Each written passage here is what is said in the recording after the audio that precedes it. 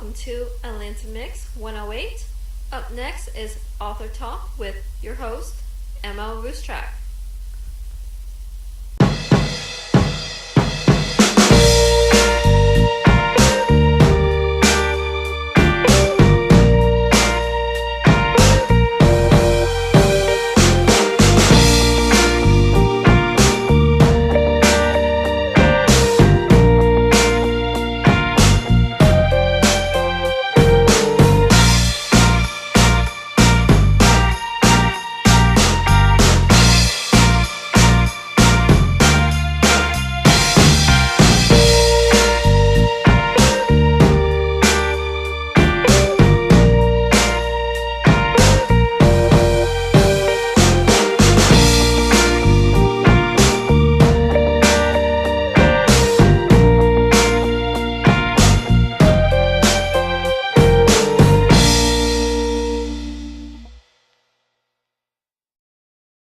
Hi, my name's Ken, and I own Good Start Packaging in Bedford, New Hampshire. With my Spark Cash Card from Capital One, I earn unlimited 2% cash back on all my business purchases. And last year, that added up to $36,000 in cash back. That's right, $36,000. Thanks to that, I was able to offer healthcare to my employees. The Spark Cash Card did a lot for my business. Imagine what it could do for yours. What's in your wallet? Real Capital One customers paid for real stories. Credit approval required. Welcome, Atlanta, to another edition of Author Talk. I'm your host, M.L.Ruscsak, and I'm here with Alan Thomson. Welcome. Thank you, Melissa. It's great to be here. Now, we have your wonderful self-published, 100% self-published book, Creation Abomination. Correct. That's the name. Did I pronounce that right? Yeah, you did. It's Creation Abomination. I always want to put another word in there. I don't know why, but yeah, this one gets a little technical and makes you think a little bit.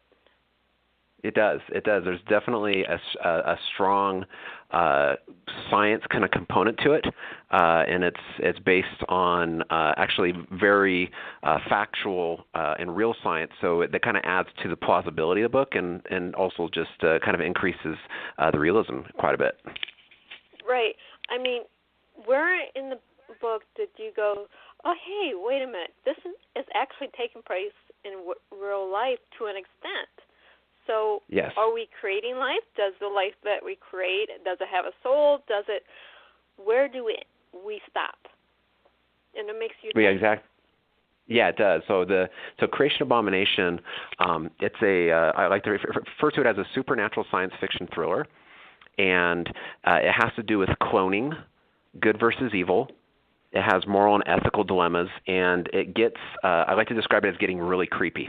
And usually when I tell people that, I get, sometimes get a little laugh, and that makes me feel good, because a lot of times when people, they kind of laugh at that, that usually shows that they really like books that get suspenseful. And it's not creepy in the standpoint, it's not like horror or things like that, but it's very suspenseful, and the realism of it is what adds a lot to the creepiness. Right. It makes us really think about what's going on today, because we're already taking cloning to sheep and other animals. Where do we start with human cloning, and where do we stop at that point? Because we're starting, I believe, testing for growing organs in petri dishes. We are. We totally are. So then you have this book, and it makes you really stop and think about what's going on in science today. Right, and that was a lot of the point when I finally kind of convinced myself I really was going to bear down and write this book. I spent about 6 years doing research, 6 years total in writing the book, and about a year of it on the front end was doing research. And so I did a lot of time reading scientific journals and reading studies and understanding the science behind cloning and what was really plausible. And when I had the timeline of the book built out. The book starts out modern day. It starts at literally the calendar I came up with. It started in February of 2018. And then what happens is, so you have that chapter, which kind of gets you really hooked on the book, and then it takes you back 14 years previously. And then it takes you all through kind of the exploration process. It develops the characters, it builds the plot, and it takes you back to where we are present day, and then it goes beyond that. it's technical, but in a way that makes sense to the average reader. Right. That was one of the things which was a little bit of a challenge in writing it. Is I wanted to make sure that the science was accurate, because it drives me nuts when you're reading a book or say you're watching a movie and you see something that happens, or you read something, you're like, okay, I know a little bit about that, and that really would never happen. And so it was important to me to make sure that it was plausible and realistic. And but as part of that, then I also want to make sure that it was accessible. I didn't want it to be, I'm like trying to read a textbook or trying to understand something which is like really far over somebody's head. And so I wrote it in such a way that it was going to be more easily understood by pretty much everybody who reads it. And I think you did a terrific job doing that. Now, with Thank this you. book, are you making a sequel or maybe a prequel in this matter? So there is a sequel. So this is the first of a 3-book series, and the second one is actually going to be coming out in Christmas of next year. So I published this book in March of this year. I've done really well so far, just in terms of book sales and reviews on Amazon and on Goodreads and things like that. I'm getting a lot of positive feedback from fans, and one of the more consistent pieces of feedback that I get is people who are replying back or commenting saying, hey, this is great. When does the next book come out? This is killing me. We have to have the next book. So I already have the storyline and everything pretty much worked out. I'm really just deciding now between what's going to hit in where the second book is going to end and where the third book is going to begin. So it has a good logical break, and then also I don't want it to have like the cliffhanger where it leaves people just kind of like, oh my gosh, I don't know what happened. And it left something unresolved. And so even in my first book, I made certain that the book had resolution, and so it took care of that, and it just left the reader really hungry and wanting more, wanting to find out what happens next. Exactly. I found that with my first book. I left it at a cliffhanger. Then I irritated my readers by doing a prequel that happened 3,000 years before the book that they just read. So now the third book's out, and it's filling in the gap of that 3,000 years, and they're like, give us the ending to the cliffhanger. I'm like, no, you have to read one more book. But now that they're reading the third book, they're like, this takes your first book and gives a new meaning to everything we already read. Right. Adds a lot more clarity, a lot more clarification to it. Well, it takes everything they read and turns it upside down and tears it apart, and they have to reread it to figure out where the final book is going. Gotcha. Yeah, I love playing with the readers like that. So. But yeah, that's one of the things I'm. Sorry, I was just saying that one of the things that I'm planning in the second book is there will be flashbacks to the first book and to the first storyline in the plot, where readers weren't really exposed to something, because there's like time periods where you may jump ahead 6 months in the storyline, and you don't know some of the specifics. But in the second book, I will actually be going back and filling in some of those gaps, and it's going to really actually add quite a bit to the storyline and a lot to the complexity of the characters and what they're dealing with. I think going back in a second book to fill in gaps from your first book is terrific. Like I said, I did that with mine, but a lot of other big-name authors do this now, too. And it gives us clarity and makes the characters more three-dimensional. Right. Very much. So I'm glad you're doing that. So yeah. Unfortunately, I haven't got to the end of the book yet. I got about halfway through. But okay. Yeah. Have you gotten to chapter 23 yet? I'm on 21. So okay. I'm almost there. When you get to, so you have to make your promise. This is what I love about this book, and it's interesting. The writing process that I went through is, rather than, and this is, and I don't know if this is an approach that a lot of authors take, but what I did is I kind of started with the end in mind, and the first chapter I wrote was really what was the pinnacle or kind of the key chapter in the whole book. And so I wrote that, and then I went back to the beginning and then filled in all the gaps. And Go ahead. There's a big author that does that, and the style that I started with my book as well. You write the last chapter, you have the end, you may have to tweak a little bit, but then you go back and you build up. It's a wonderful writing style and clarifies everything. Yeah, so I was talking about chapter 23. So chapter 23, it's called Night of Nights. And so whenever I talk to people like, okay, I really like the suspenseful books, I really like the creepy books, I'm like, okay, well, you have to make me a promise. You have to read Night of Nights at night right before you go to bed. And then you have to let me know how long it took you to fall asleep. Okay.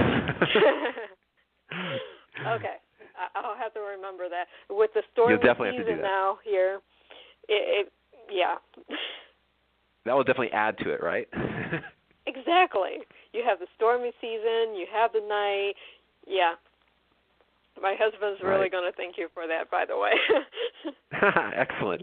Yeah, well, maybe he will. But can I tell you a little bit? Can I just share a little bit about the premise of Creation Abomination? Go ahead. Cool. So the premise of Creation Abomination, so the main character, and as you know, his name is William, and he's working on his doctorate at the University of Southern California. And he has a thesis, and his thesis is to be able to heal injuries to the human body that are normally irreparable, like brain damage or spinal cord damage, things like that, using adult stem cells. And this totally doesn't work for him. It totally fails. But what he figures out is that he can do it with embryonic stem cells. But there's a really big catch here. And what the catch is, the embryonic stem cells, they have to come from the person who is in need of healing. Now, that always, when I describe to people, they always pause and kind of look at me and say, well, how is that possible? And I go, exactly. There's a big issue with that. You think about, people who are walking around right now, there's not one person alive who's walking around that has these embryonic stem cells. They're called pluripotent cells. They only exist for an 18-hour window in the formation of an embryo. And so he comes to the conclusion he has to create a human embryonic clone, harvest the cells from the embryo, which destroys the embryo in the process. And that's where it takes off. Exactly. Then you have the whole thing, the whole issue, is the embryo at that point, because it's 18 hours or so, is it a person? Is it not a person? And you have to have that moral issue there as well. Exactly. It brings up some really it really brings up some key questions, and these are things which, like you were alluding to at the very beginning, or not even alluding, you said very directly at the beginning of our discussion, is that, we may be facing this in, a month, in a year, in 3 years, and, that's things, such as, can we create a cloned life form? Should we create that life form? If you did, would that life form have a soul? And then, and really even fundamentally, what's the implications upon, like religious foundation of societies worldwide? Exactly. Every religion has a different view on this, or nearly a different view. A lot of them are very similar from what I've been talking to a lot of people on. But at the same time, if it's created in a petri dish, is this actually human at that point? And then you have the whole discussion. Yes, no, maybe. Do we do this? Do we not do this? Right. It's just something that, in all reality, by the time my daughter gets to our ages, it could be her reality.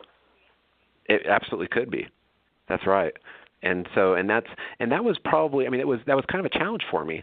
Is I wanted to write the book.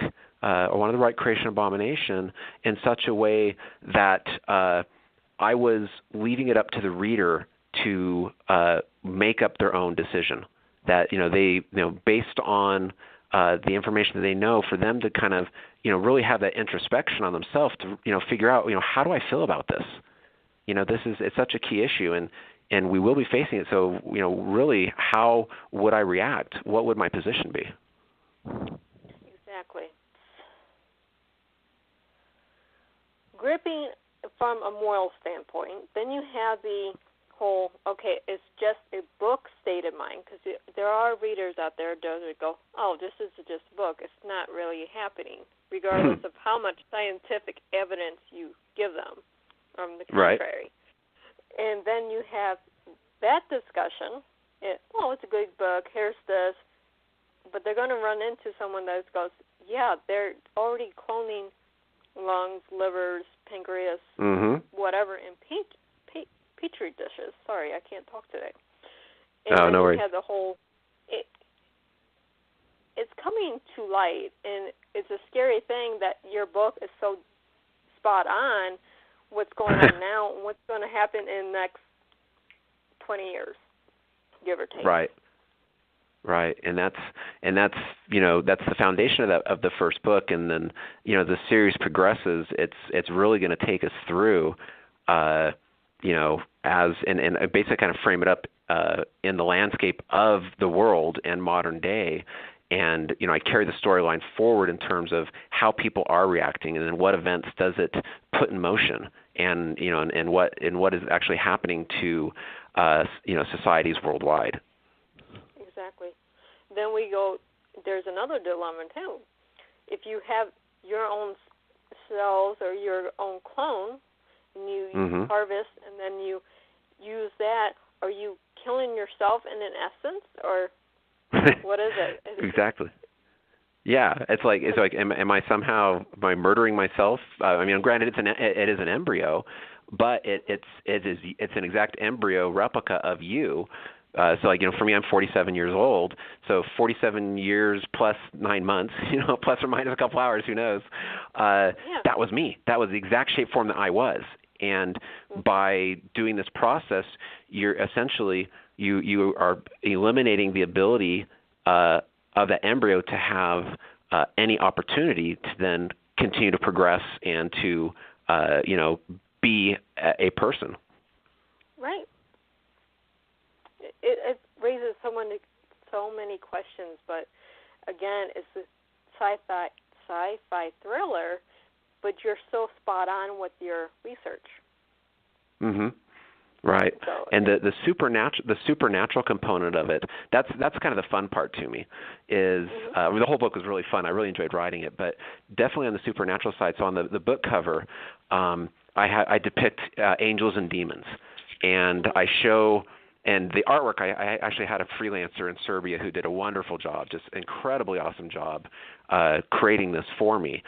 And the angels and demons that you see there, as you can probably already start, coming up with, and you've seen this in the book as you've been reading it already, but the listeners, they can probably start imagining, hey, I can actually see where the angels and demon would play a part in a plot or in a storyline like this. And they actually are, more or less kind of active participants, nudging, sometimes pushing the plot forward. And I thought that was a really neat element to mix accurate science along with more the supernatural, some of the religious kind of views and concepts, and to have those exist in a story where they do actually coexist and support one another. Yeah, and you do this so flawlessly, it's surreal. So Thank you so much. I'm very amazed by you doing this 100% self-publishing, that someone hasn't read this and said, I want you to sign with my house. I'm very I would love that. I would definitely love that. But it was, and it's kind of a story of, I think a lot of the independent authors who go to self-publish. It's, you first of all you come up with a story, you come up with a novel, and then it's like, okay, I hope it's good. I don't know if it's good. I think it's a good story, but I don't have that validation. You always self-doubt yourself, and then so I get it out there, and I'm selling books, I'm selling copies, but it's a slow go.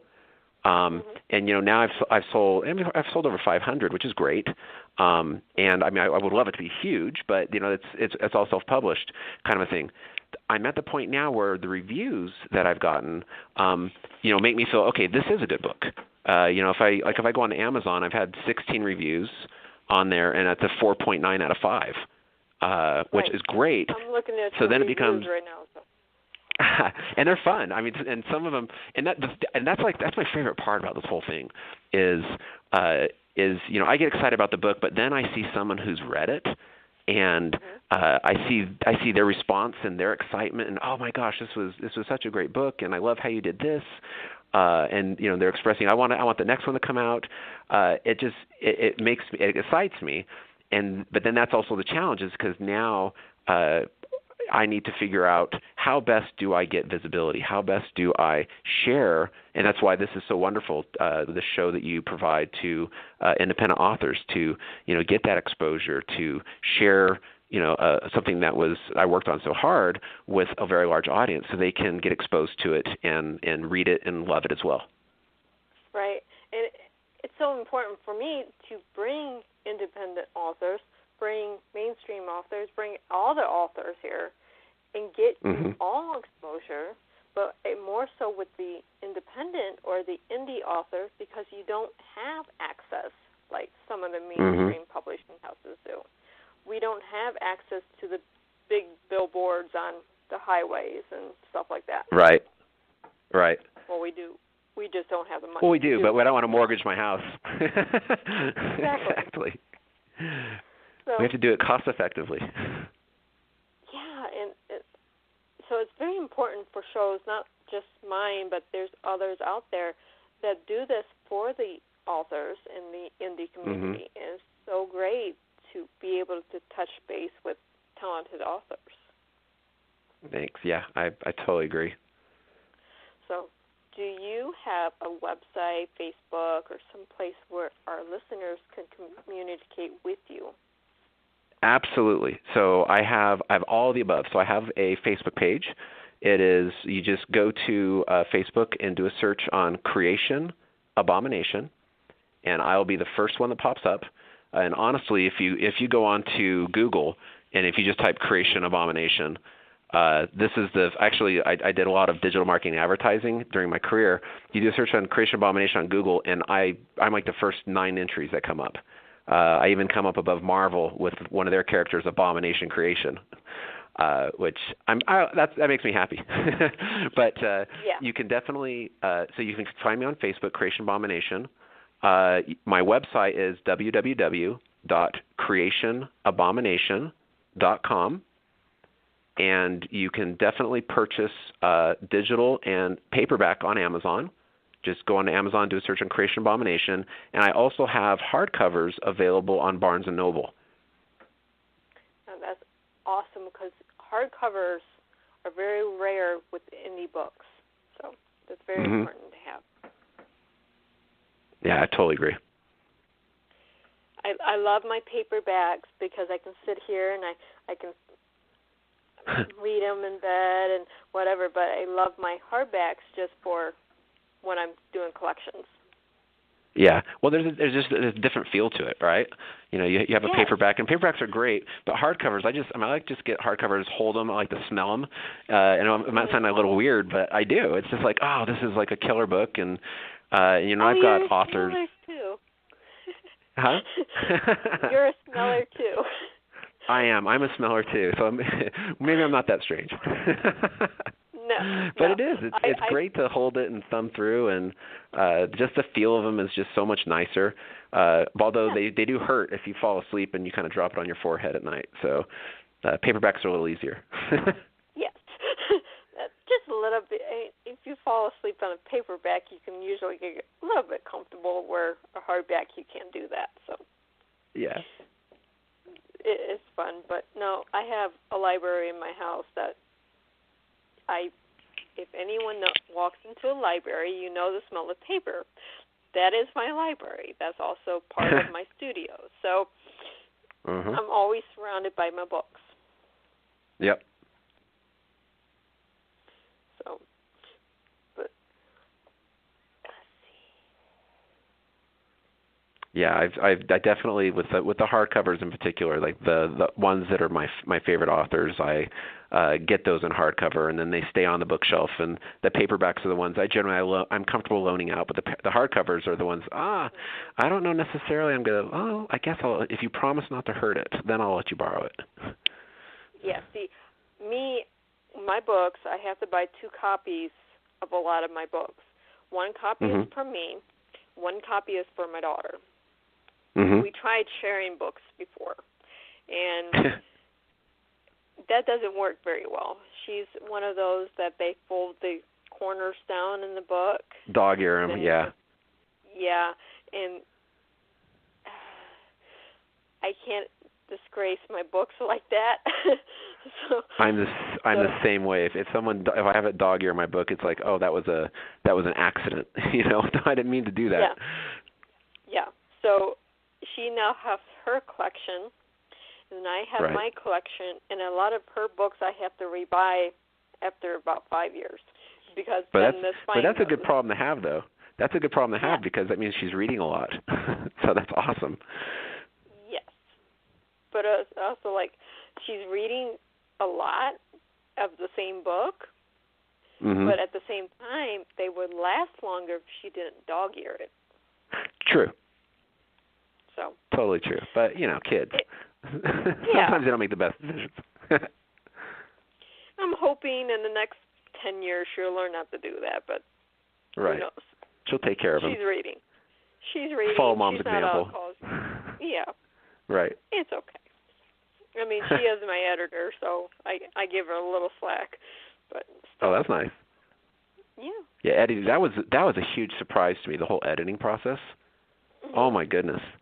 That was. I mean, literally, it took like a year and a half almost to go through it. And I did it, and I was so close to it, and I had my wife do it, and then I had several friends do it. And then I finally had a friend who actually was like in the publishing industry, and so it was awesome. It cost me $200 PF Chain gift cards, and he did a complete edit of my book. I was like, that's the best deal on the planet. Here you go. I have her do it for all the grammar and punctuation. Then I have my publishing house. They do the majority of the editing. But I find I don't do my own because I want to read what I think is there instead of reading what is there. So I don't do my own. Yeah. I try doing that, and it does not work. So it totally doesn't because you totally that was my big issue is I read through it and I'm like, okay, it looks great, and then my wife picked it up, started reading, she's like, oh my gosh, what were you thinking? It's like, oh, I kind of filled in the gaps, as I was reading. I'm like, oh, this is what it's supposed to say. Yeah, I have like my very first edition of my very first book I have printed out, and I have that as a notebook basically with all my notes. I should have collected this, and this should have been this. Right. And I was like, how did I miss all of these the first time? Oh, yeah. So, it was heartbreaking, but at the same time, I learned from experience. I don't do that. I let the professionals handle that. So. Right. But yeah. My biggest obstacle right now is doing the translations for other people into other languages, and they give me they're completely edited. No. It's not. No, it's not. I'm like, really? I'm not an editor. I'll do it. I can for other languages, but I prefer have a already edited copy to make my job just a little easier.